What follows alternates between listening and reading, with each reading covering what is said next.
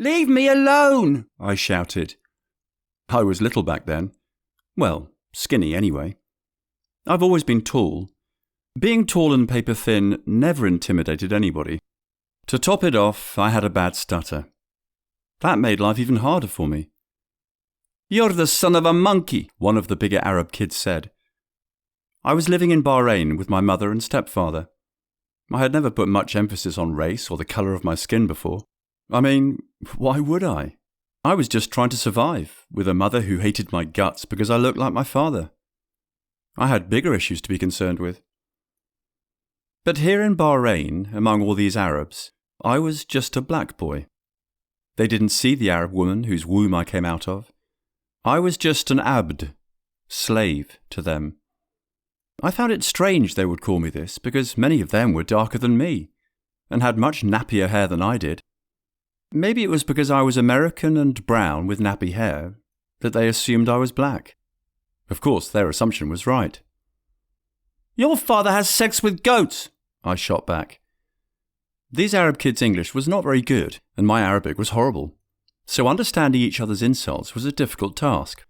The bigger Arab kid looked at me with an amusingly stupid expression. I couldn't help but laugh. I figured if he couldn't understand my English, I would try and act it out for him.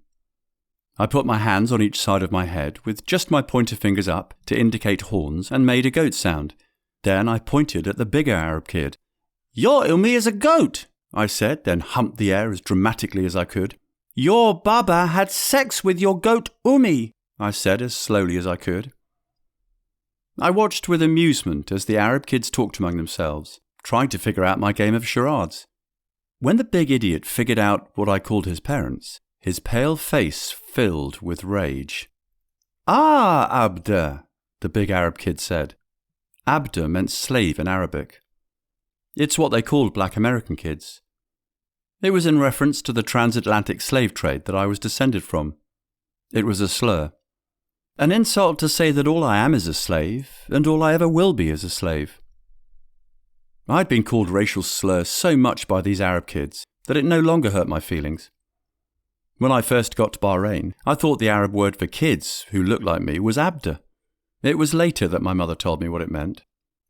The big Arab kid pushed me hard. I stumbled back but recovered quickly. The Arab kids laughed at me. I hated being laughed at.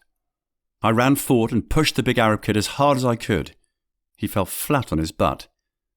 His smaller Arab friends stopped laughing. The big Arab kid's face turned red with anger and embarrassment. I knew he was more upset that some half-black kid knocked him on his ass more than anything else. He got up quickly, his white thobe dirty with mud. I knew I was going to have to fight him, and he would probably kick my ass. But I would not back down. In Bahrain, I was just a black kid that no one wanted around. I felt like I was representing all black Americans. If I punked out, it would be a reflection on them. It would make it harder for the next black American kid that found himself in this dusty hellhole. I put up my hands like I saw boxers do on TV. I didn't know how to fight. But he didn't know that. I discovered early on that being black had its perks. Everyone expects me to know how to dance, fight, play sports, or sing. Of course, they were all stereotypes, but when it came to ignorant bullies in third world countries, it played in my favour. The Arabs saw my boxer stance and were hesitant. The bigger Arab kid did not want to chance fighting me alone. He nodded to his two friends, and they grabbed my arms. I tried to pull free, but they held me tightly. The big Arab kid punched me hard in the stomach. He kept calling me a black slave in Arabic as he punched me several more times. One of the Arab kids holding my arms pointed to some broken glass on the hard dirt road. The big Arab kid smiled wickedly and dragged me over to it. My heart started to race as I saw the glass. I thought they were going to try and kill me. I struggled harder and managed to free one of my arms. I punched the Arab kid holding my other arm as hard as I could in his face. I felt something crack as my fist landed on his nose. Blood squirted onto my face as the kid screamed. He covered his nose. Dark, red blood dripped from between his fingers. The older Arab kid grabbed me and threw me as hard as he could to the ground. My knee landed in the glass. Hot pain shot up my leg. "Stay down, black slave monkey," the big Arab kid said. His accent was so thick I could hardly make out what he was saying. I knew my knee was cut. It burned. But I did not look at it. I knew if I did, I would pass out. I hated the sight of bloody cuts, even more so the ones that show the meat beneath the skin. The Arab kid whose nose I busted grabbed a bunch of mud and rubbed it in my thick curly hair. My mother never wanted to let me get a haircut, so I always had an afro. "Mud for mud, baby," the Arab kid said in broken English. They laughed at me and ran off. I stayed there for a moment with my knee in the glass. I was afraid to move or look at it. But I knew I couldn't stay here. I took a deep breath and tried to stand. I screamed in pain as I lifted my knee up. There were pieces of glass sticking out of it. Blood dripped from around the shards of glass. I crawled away from the glass and waited for the wave of dizziness to pass. Dirt and mud fell in my face from my hair. My mother was going to have a fit, not because I was hurt. I honestly felt like my mother enjoyed the racist bullying that I got. It seemed like my mother didn't see me when she looked at me. All she seemed to see was my black father that she hated and despised. No, she wouldn't care that I was hurt. All she would care about was having to wash the mud out of my afro. The glass protruded from my knee. It hurt too much for me to try and take it out myself. I couldn't put pressure on it. One of the few good things about living in Bahrain is that most houses had high stone walls around them. So I essentially had an endless wall to lean against as I limped home. Arab people would see me and shake their heads. They never offered to help me. Blood was dripping from my knee. I limped badly. My face was swollen, and my afro was caked in mud. I was just the son of a slave to them. Not only was I black, but I was biracial. Being a mutt here made you a social outcast. Even the few Africans I saw here treated me like shit. I guess it's the culture to make biracial people feel like they're not wanted anywhere. I wondered if that was how people like me were treated all over the world. If mixed people were treated like some leper. I wondered if that was how I would be treated in America. I was born in America. My mother married some Arab man shortly after I was born and moved here. I hated living here. Aside from the obvious racism, I just hated the people and the culture. There were many beautiful things about living in the desert among the people of the desert. My stepfather had a huge house. On top of the house was essentially another house but with no roof, if that makes sense. I would go up there and stare at the night sky. I had never seen so many bright stars in my life. Staring at the night sky here gave you no choice but to contemplate God. I wondered if that is why they are so religious here. It took me a while to get home. As soon as I reached the gates to my stepfather's huge house, I sat. I was extremely light-headed. My knee still dripped blood. I'd left a trail of blood in my wake for miles. I looked around to make sure no one was looking at me. When I could find no one, I placed my head in my hands and sobbed. I had held this in the entire time. I felt I had to be strong here. I was representing black Americans, and I had to be strong. My knee hurt so bad. I limped and bit my lip for miles to keep from screaming out in pain. I just wanted a hug from my mother. I knew that was a wish I would never get. My mother hated me. I can't remember the last time she hugged me. I would watch her hug my big sister Maya and imagine it was me she was hugging. I don't know why my mother didn't love me.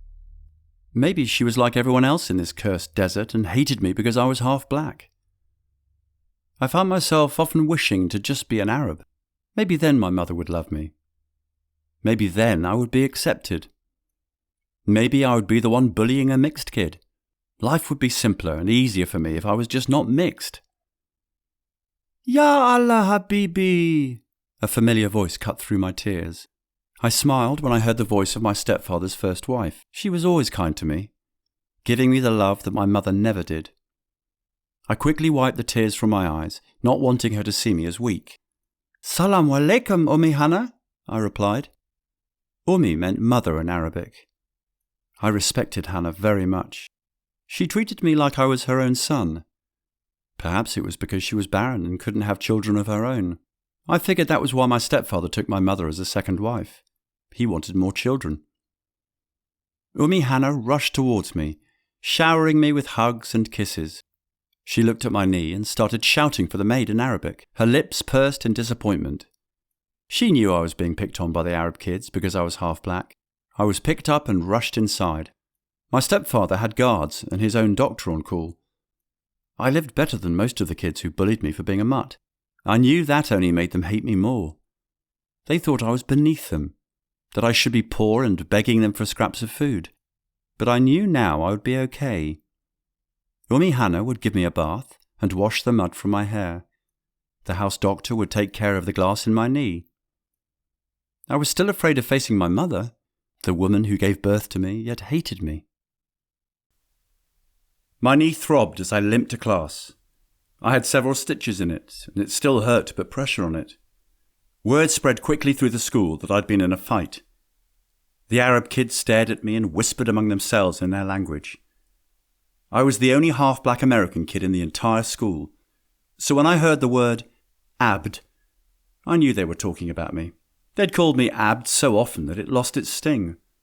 It didn't bother me anymore. Today was a good day.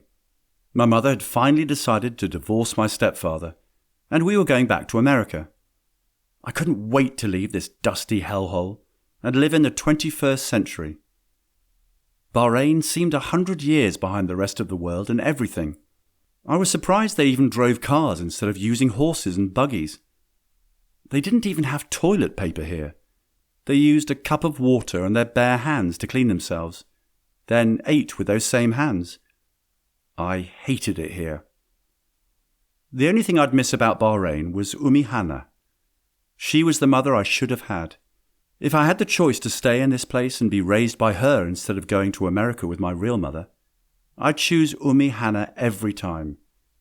She was my diamond in the rough, the only good thing I'd found here. I'd miss her deeply. "Why are you wearing that, Abd?" an Arab kid sneered at me. I looked at him. He was bigger than me, but I wasn't afraid to fight, not even on my last day, and not even with my hurt knee. I wouldn't let these ignorant Arabs bully me. I didn't realize how much Arabs hated America, and by extension Americans, until I wore my US Army jacket. Hannah had brought it for me. "Always be proud of who you are, Habibi," she had said. My actual mother took it away and told me not to wear it, but I'd snuck into her room that same day and took it back. This jacket meant more to me than just pride in my country. It was a gift from Hannah, a woman who loved me more than my own mother did. How dare my mother, who hated me, try to take away a gift given out of love? I wore that US Army jacket today, shoving my identity in their faces. They called me Abd at every opportunity, so why not act like one? "I'm leaving your backward country today and going home," I shot back. Tonight I'd be on a plane heading to America. I didn't remember anything about it. My mother brought me here shortly after I was born. I knew as much about America as the Arabs did, but it was my home, and I was excited to go. I held on to the illusion of being accepted and fitting in, of not being bullied for being black. I didn't care if what I said angered them. This was my last day, and they'd put me through hell from the moment I stepped onto their soil. "What did you say, Abd?" the Arab kid challenged. A group of Arab kids had surrounded me now, some touching my US Army jacket, others glaring. "My father died at the hands of Americans like you," another Arab kid said angrily. My heart started to race. I knew I'd have to fight my way out. I balled up my fists, ready to swing at the nearest one. "Your dusty father was a terrorist and deserved it," I spat back. I didn't care that I was being somewhat racist. They had racially oppressed me my entire life. I wasn't one to bow down and accept it. I was a fighter. I would always fight back. The day I gave up would be the day I died. The Arab kids' faces reddened with rage. They stopped trying to speak English and started berating me in Arabic. I could understand some of it, but most was gibberish. They shoved me from all sides, and instead of waiting for the first blow, I swung at the nearest kid. "Khalas!"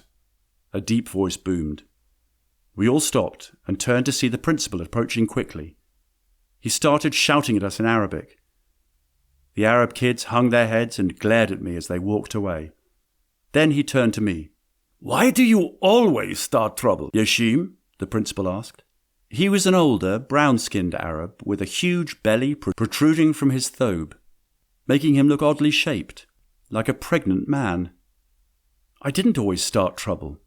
Most times, trouble found me simply for existing in a country that hated everything about me. I was always blamed for everything. I learned early on not to bother defending myself. The adults would always side with the Arab kids. I would be minding my own business, trying to eat lunch, and some Arab kid would put mud in my hair. Somehow that was my fault too. My hair should have been cut or combed better, so it justified the bullying. "I didn't start anything," I replied. Unlike the Arab kids, I held my head high.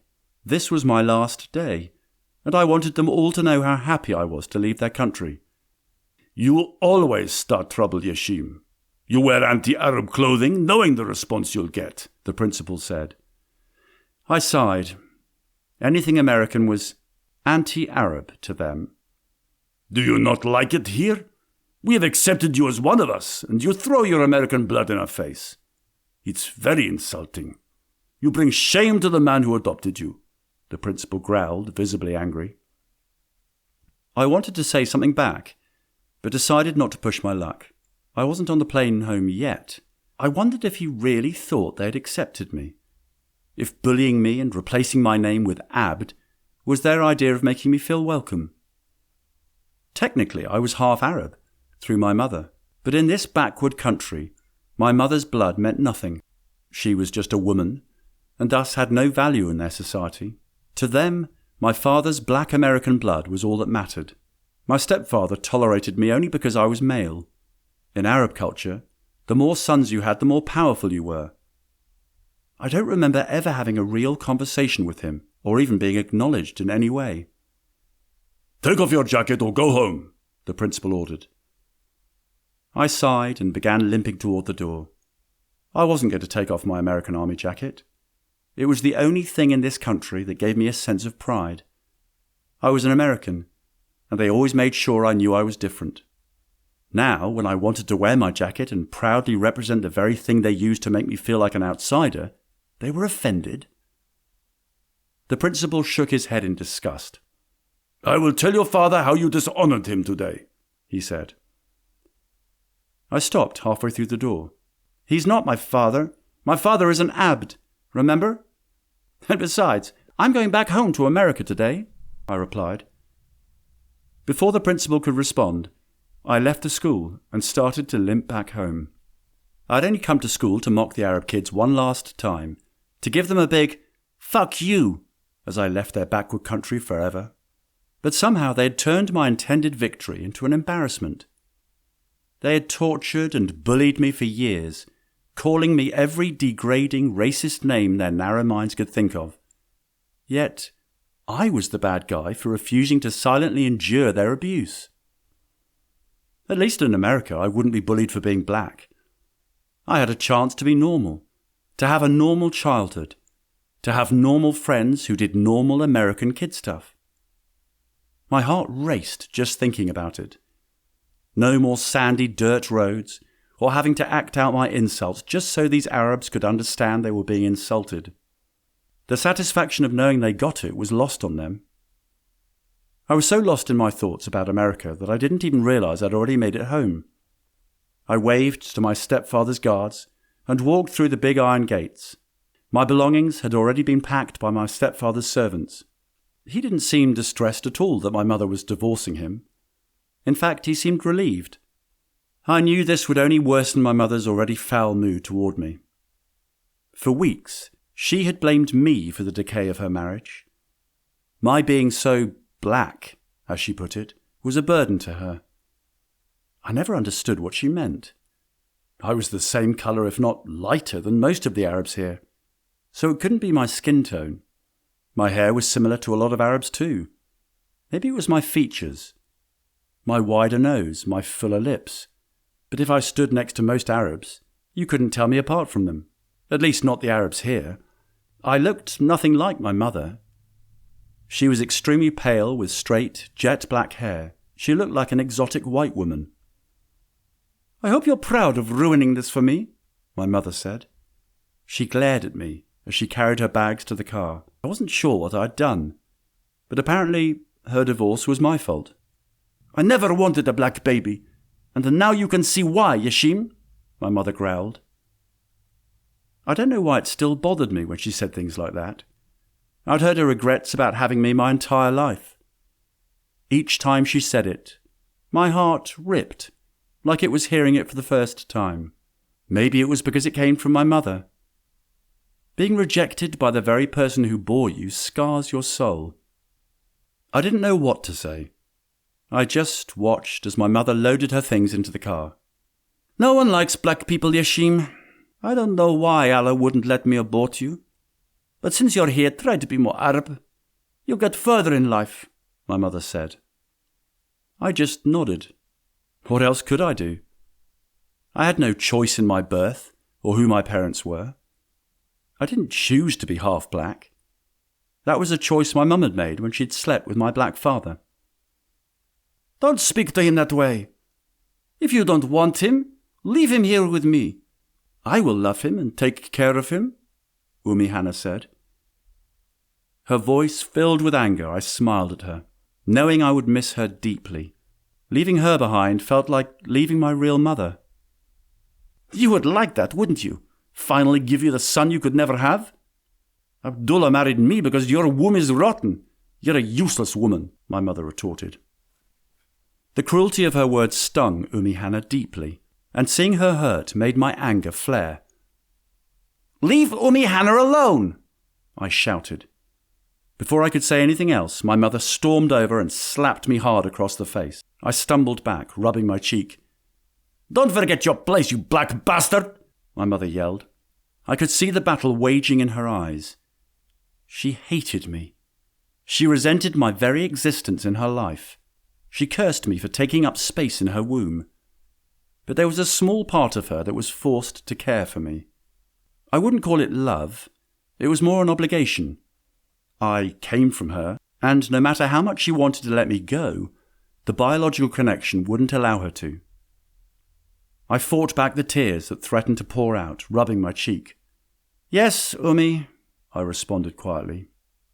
"As for you, he is my son. As black as he may be, he is mine," my mother growled. She pointed a long, pale finger at Hannah. I could see the pain in Hannah's eyes as she fought back tears. She wasn't afraid of my mother. She had more respect and dignity than my mother ever did. Hannah was regal and kind, where my mother was bitter and harsh. "I love you, Jeshiem. While you are in America, please don't forget me or Allah," Hannah said. Her voice was filled with pain. I wanted to run to her, to hug her, to tell her that I loved her too, that she was the only real mother I'd ever had. But she turned and quickly walked back into the house. The tears I'd been holding back from my mother's slap finally ran freely down my face. My heart was broken, not from my mother's cruelty, but for Hannah. I would miss her dearly, and for some reason I knew I would never see her again. "Go back to Saudi Arabia, you sand monkey!" a black kid spat in my face. I'd been in America for just over a week. My mother had bought a house in the hood, a term I didn't understand until I asked someone. It's essentially a run-down, crime-ridden area where predominantly poor people live, mostly people of colour. I remembered the excitement I felt as we were getting ready to land. I proudly picked out my afro, like I'd seen so many black people do on TV. I thought I was finally home, that I would be among people who understood me, people who looked like me, people who wouldn't call me an American abd or mock me for being a descendant of the American slave trade.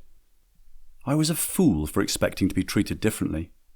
The black kids in America were no different from the Arab kids thousands of miles away. In Saudi, I was an abd, their version of the N-word. In America, I was just an Arab. I wasn't black enough for them. "My father is black and I was born here," I shot back.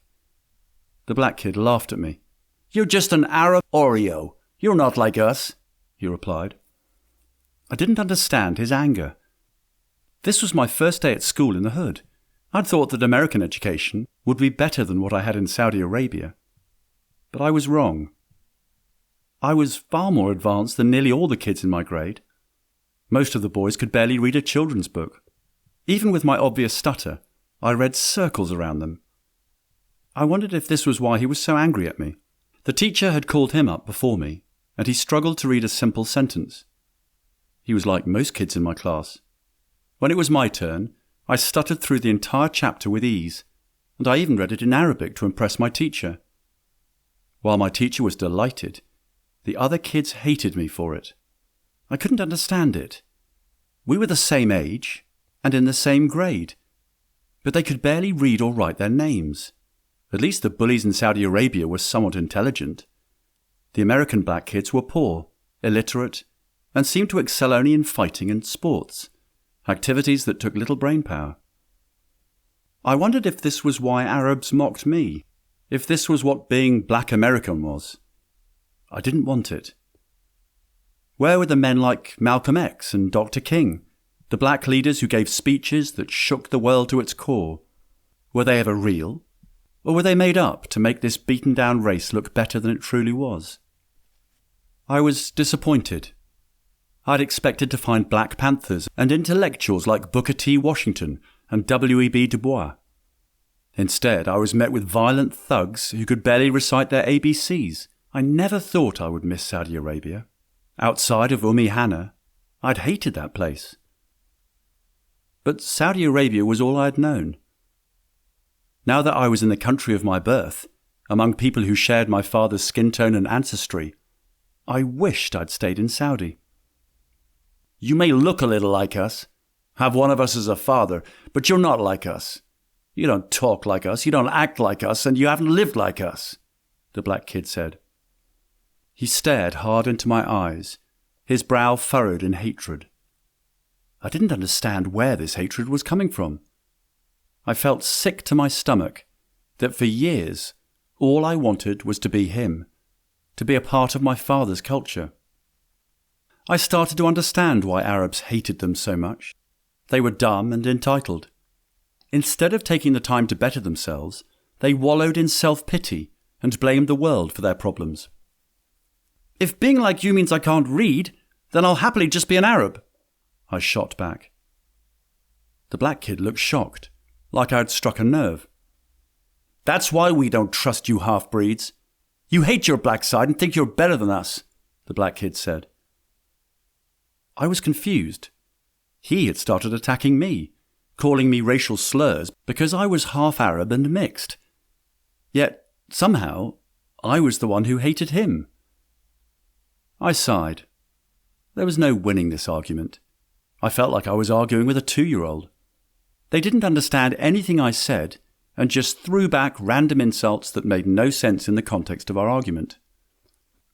It was odd that the black boys hated me so much, but the black girls loved me. They weren't like their male counterparts.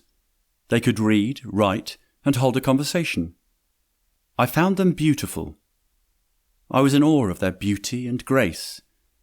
They were warriors who had to fight both the world and their own men. I was baffled by how such women could come from the same race as the men. I sighed again. There was no winning this argument. How could you win any intellectual back and forth with someone who clearly wasn't an intellectual? It was like a blind person who had never seen the sun trying to argue with you about what the sun looked like. I shrugged and started to walk away. "That's right, you dirty Arab. Walk away. You're a pretend black person," the big, dumb black kid shouted. I didn't even turn to respond. I just kept walking. This had been my life since I arrived in America. As much as I tried to act like it didn't sting, it did. It pierced my heart every time I was told I wasn't enough. Every rejection felt like a spear in my gut. And, to make it worse, I had no one to talk to about it. That day at school was long. Every black kid seemed to stare at me like I was a skinwalker impersonating them. I felt uncomfortable in my own skin. I hated being biracial. I wished I were either just black or Arab. Being biracial had no upside. It was all downside. Being isolated and hated for simply existing was depressing. As much as I pretended it didn't bother me, it did. When I got home, I did what I often did. I sat in the shower. I let the hot water run over my curly afro and cried. I didn't want my mum to see me crying. She hated me enough already. The last thing I needed was for her to think I was weak. Sometimes I'd sit in the shower until the hot water ran out. The shower was my safe space, a place where I could escape the hate and disappointment of my mother and the reality of being biracial in a world that treated us like a plague. I sighed deeply as the steaming hot water started to cool. I didn't know how long I'd been in there, but it had to have been a while. My fingers were pruned and my head throbbed from crying. I stood up and turned off the water, grabbing a towel to dry myself. It was nearly dinner time, which meant facing my mother and hearing about how much she hated my father and wished she had never had a black child. I had ruined her life. She never missed an opportunity to remind me how black and worthless I was to her. At school it was the opposite. To the black kids I was just an Arab half-breed, and they never let me forget how much they hated me for being half Arab. I dressed quickly and sat at the table. As usual, my mother stared at me and began her nightly monologue about how much of a burden I was on her life. The food tasted bland and lifeless. After dinner, I cleared the table and started to wash the dishes, my heart heavy. I'd started to hate the day I was born. Some days, I wished my mother had succeeded in aborting me. Somehow she blamed me for that failure too. Even as a fetus, I was a bane on her existence. I was so lost in my depression that I didn't notice the knives on the counter. I accidentally grabbed a blade, and it cut deep into my palm. I stared at the wound, watching the blood seep out and drip onto the kitchen floor. For some reason it felt good. Seeing the open wound and watching my cursed, mixed blood drip from it was therapeutic. I sighed deeply in relief. It felt strange, but for a moment, the pressure that had been weighing me down seemed to lift. I felt like I could breathe again. For a brief moment, I felt normal. I didn't understand why seeing my mixed blood drip from that gash made me feel so good. But I didn't want it to stop. I needed those few moments of normalcy, that brief feeling of relief. Watching my blood drip from my tan skin opened up a new world for me. Every time I had a bad day, I would come home, grab a knife from my mother's kitchen, lock my bedroom door, and silently run the blade along my forearm, just next to the crook of my elbow. I didn't want the cuts to be visible. I didn't want to have to answer questions about them. I was addicted. That first accidental cut was all it took. Like a fiend, I couldn't get enough of it. Some days I would cut myself several times. Days like this, when I was told to go back to the sands, when black kids would tell me I wasn't black enough, when the pain and isolation were too much for me to bear. Each cut took away the weight of being biracial in a world where everyone hated my existence. I started to wear long-sleeve shirts. Even on the hottest Arizona days I wore them. Like an addict hiding his track marks, I had to hide my cuts and scars. I was ashamed of them. I had a problem. I hated myself, and the only joy I could find anymore was in hurting myself and watching the mixed blood I'd been cursed with fall from my skin. No matter how much of my blood I spilled, I was still mixed.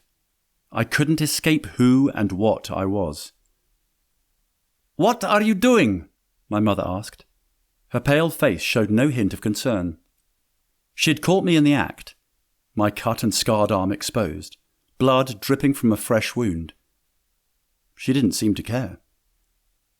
She stared at my arm for a moment, her face as emotionless as a statue. I started to cry. She hated me so much that she didn't care if I hurt myself. She didn't care that I was in so much pain that this was the only way I could escape it. She didn't care that I hated myself. I hated my curly hair and my light brown skin. I hated being called a nigger by Arabs and a sand nigger by black Americans. I hated my stutter. I hated everything about being me. Most of all, I hated that my mother hated me too. How could I love myself if the woman who gave me life couldn't find a reason to love me? She had pictures of herself holding my siblings as babies, but none of me.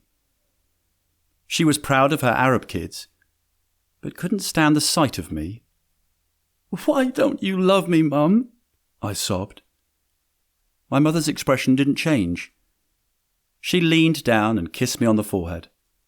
"I just can't," she replied. She looked deeply into my eyes as I cried. I don't know why, but her words broke my heart deeper than ever before. I knew she hated me. She had always let it be known that she wished she had aborted me, but to look at me with blood dripping from my arm, knowing I had cut myself, and not even find the words to lie for my comfort, that hurt. She might as well have taken that knife from my hand and plunged it into my heart. How could she not look at me and see part of herself? "You're doing it wrong, Jeshiem. If you really want to cut, do it down your arm, not across," my mother said. She grabbed the knife and showed me, running the tip of the blade down my arm, softly enough not to cut me. "This way, you bleed a lot more," she said. As abruptly as she had come, she got up and left. "You're doing it wrong, Jeshiem. If you really want to cut, do it down your arm, not across." My mother's words echoed in my head. I couldn't get them out of my mind. How could she be so cold? Did she want me to hurt myself? Did she want me to die? "This way you bleed a lot more." I couldn't stop the tears from rolling down my cheeks. I tried all week to forget what she had said, but for some reason I couldn't shake it. I didn't know why this hurt so much. She told me my entire life how much she regretted having a black son, how she wished she could have aborted me. As much as that hurt, I could move on and focus on other things. I found myself back in my closet. It was peaceful here. My escape from my mother and the world that seemed to hate me for existing. I don't know why I fooled myself into thinking life would be different for me in America, that black Americans would accept me. I was as foreign to them as I was to the Arabs. I was just alone. I wondered if my father ever thought about me, if he ever considered how I would feel being created and left to rot in a world that hates half-breeds. How could they? They were so caught up in their lust that they never once thought that they were creating an abomination, a human cursed to be alone. Maybe my life would have been better if he was in my life. Maybe I would have had an anchor, some place where I could be accepted. Maybe if my mother loved me, the Arabs would have been more accepting of me.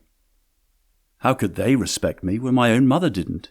How could they see me as a human being worthy of love when my mother saw me as a burden? My mother was right. I needed to cut properly so I could bleed more. I wanted to see every drop of my mixed blood fall from me. Maybe if I bled enough, I could claim the side that was left. I sighed deeply and held the blade I stole from the kitchen against my wrist. I cut deeply, just as my mother had instructed.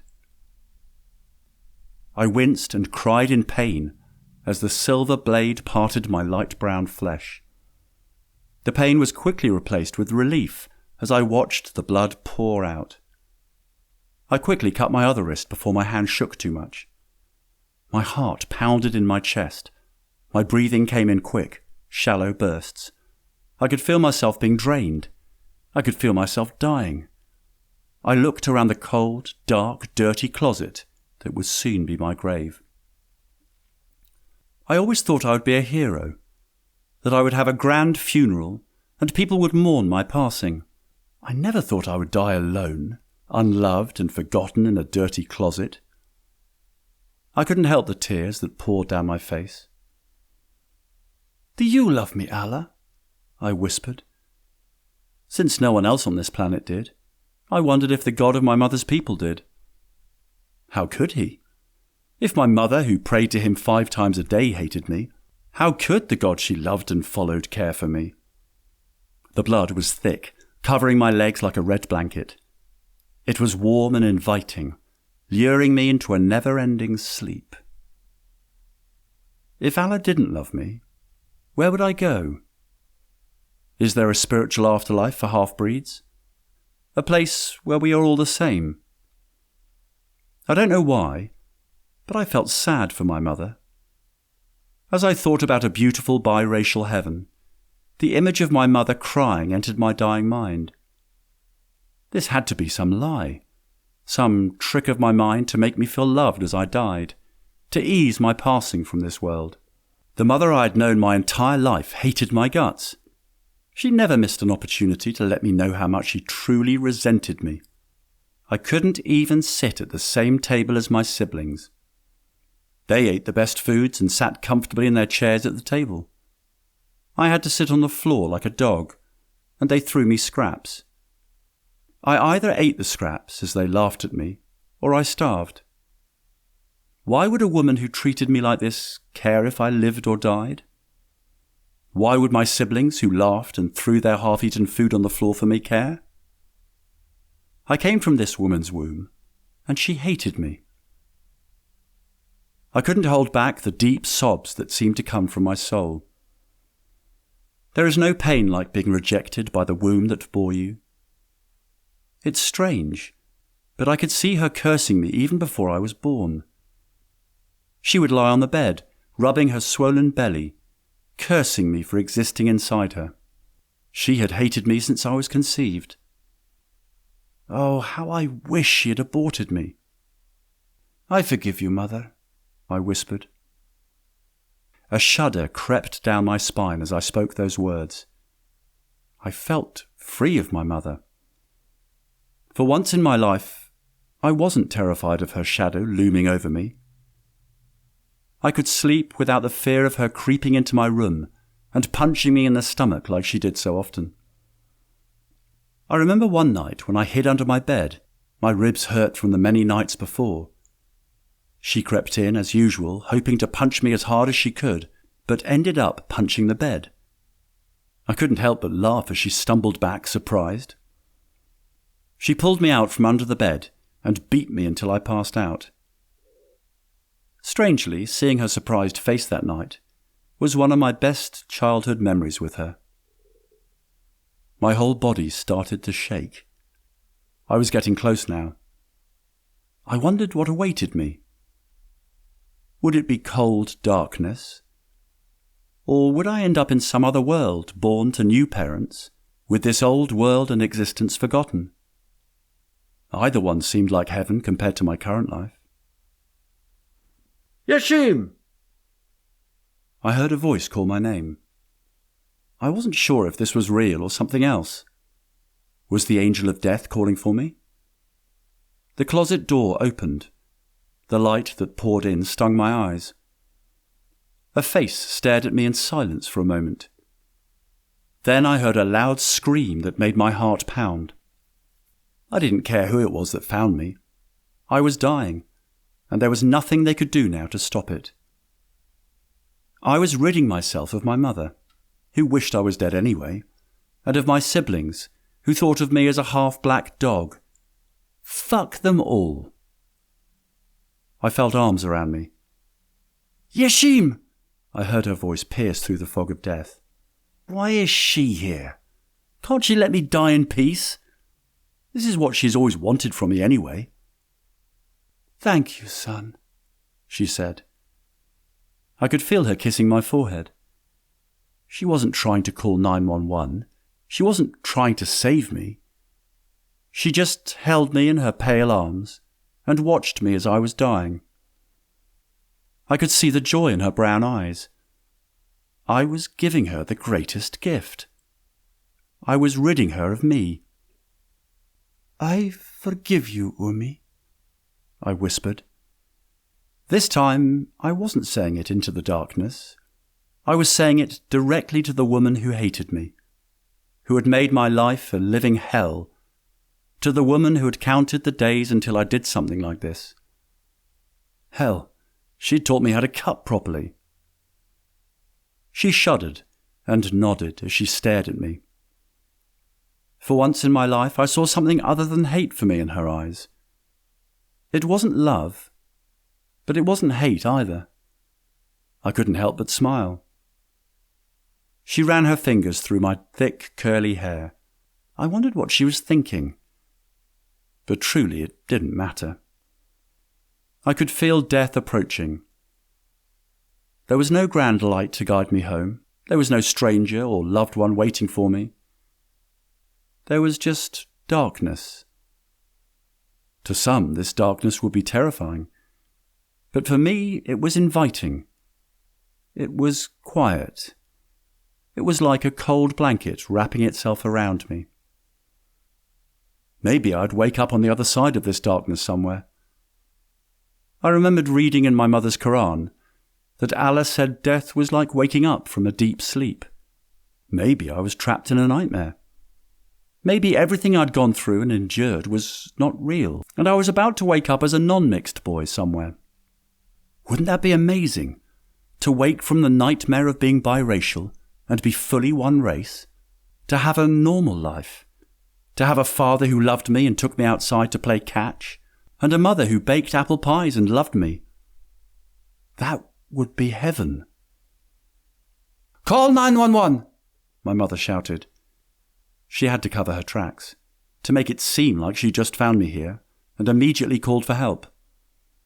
I hoped I haunted her, that the memory of me lying in her arms, bleeding to death, kept her up at night, that she shuddered every time she thought of her half-breed baby boy dying. I'd forgiven her, but I knew that wherever I went, my soul would never forget. The bruise she left on my soul was like a stain that would carry on with me. Even if I were reborn and granted new flesh, my soul would still remember. Even if my new flesh was oblivious to what the soul had endured, I wondered if dreams were a way for our souls to try to make us remember parts of who we truly are, of the pain we have endured. My body started to shake uncontrollably. I could not stop it. Death was here. She had finally come for me. "It's time, beloved." I heard her whisper. This voice was not my mother's. It was sweet and dark. It smelled like rotten sugar, a mixture of a rose and decay. It was like smelling the last unspoiled part of an old apple pie.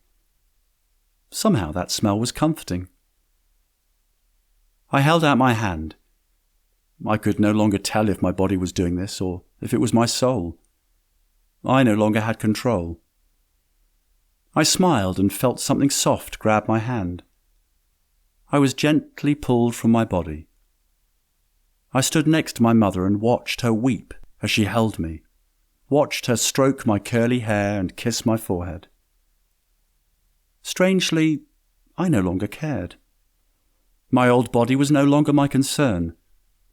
The pain and emptiness that came with that body were gone. I was going somewhere else. Maybe I'd finally woken up from the nightmare.